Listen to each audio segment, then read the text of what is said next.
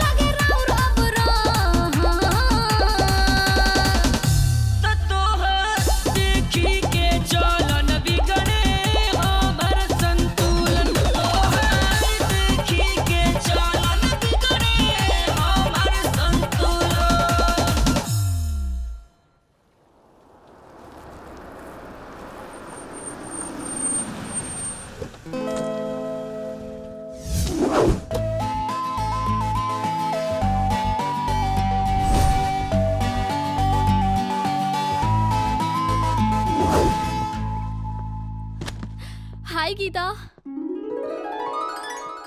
मोनिका के होते हुए तोहरा के अभी शादी के टेंशन लिए के कौनो जरूरत नहीं खे। थैंक गॉड मोनिका, तू ना रहते तो पता ना हमार का होई। तोहार शादी हम ऑर्गेनाइज करत बानी, तू तो बस अपने कपड़े ट्राई करा। ई देखा, ई रहल तोहार शादी के जोड़ा। हल्दी, मेहंदी, सगाई, एवरी कॉस्ट्यूम इज रेडी। वाह मोनिका, तोहार जवाब नहीं खे। These are awesome। तू तो टेंशन मत ला, लाइटिंग हो गई है, फूलों का काम नीचे चल रहा है, तू तो बस अपनी शादी एंजॉय करा। चला तू फोन पर बात करा, हम चले। शादी हमार हो रहल बा और शहनाई इनका दिल में बज रहल बा। हाँ सूरज, कैसन बाड़ा? गीता, हाल चाल छोड़ो, पहले ये बता कि समीरा आई कि नहीं। मैंने तो दूल्हे की शेरवानी भी खरीदवा ली है और हर 2 घंटे बाद फेशियल, पेडिक्योर, मैनिक्योर भी करवा रहा हूँ। अरे तू बिल्कुल टेंशन मत ला, समायरा शादी खातिर हाँ बोले ले बिया। तहरा खातिर फिर भी हम एक बार समायरा के कॉल कर देतानी। That's great, lovely. What the hell are you doing? I'm sorry sir, I'm very sorry. You f***ed up my 1,000-pound gown. I'm really sorry.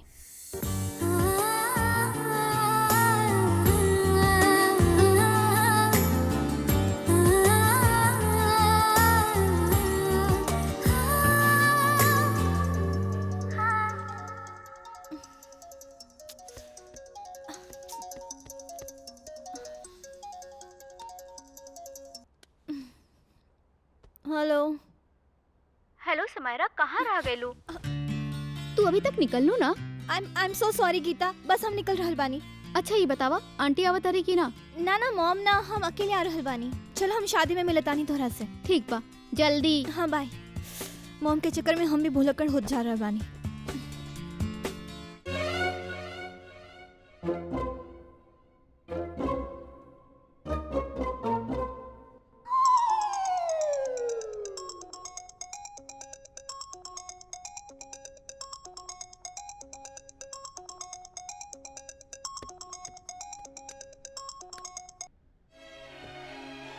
अबे मैक्स, काहे सुबह सुबह हमेशा अलार्म बन के हमारी नींद खराब कर दे बेले। मैंने तुझे इसलिए फोन किया था, तेरा मैनचेस्टर में आज इंटरव्यू है, तो निकला कि नहीं?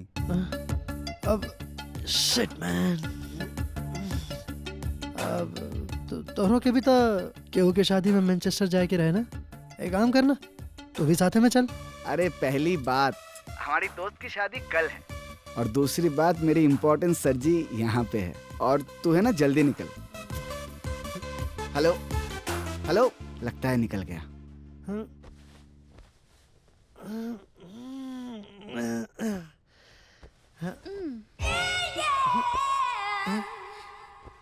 Hi, honey. Yeah, hi. Good morning, Nisha. I'm not Nisha. I'm Jennifer. Right, darling. You're Jennifer. Oh, yeah, and you were amazing last night. You were amazing. You were such a tiger.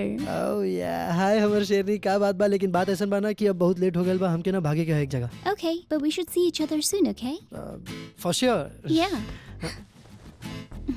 जाए दारू, कल से दारू बंद, एकदम बंद, माई क्रिया।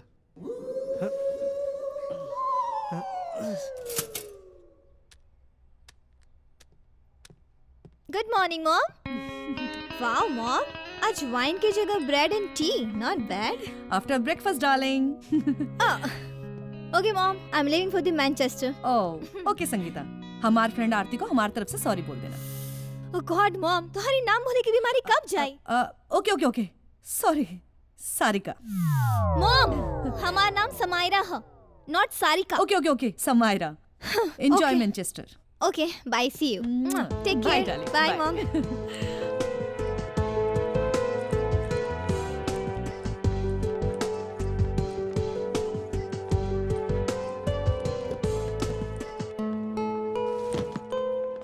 Oh, hi, Samara. You're looking awesome. Thank you Sushmita auntie. Don't call me auntie. Call me Sush. Okay Sush. मैंने सुना है तुम्हारी एंगेजमेंट हो गई है। लव मैरिज है या arrange marriage? I don't believe in love, arrange marriage. Darling, कहीं तुम्हारा ब्रेकअप तो नहीं हो गया, या शायद उसके लिए तुम्हारा लव ही नहीं था। Okay, by.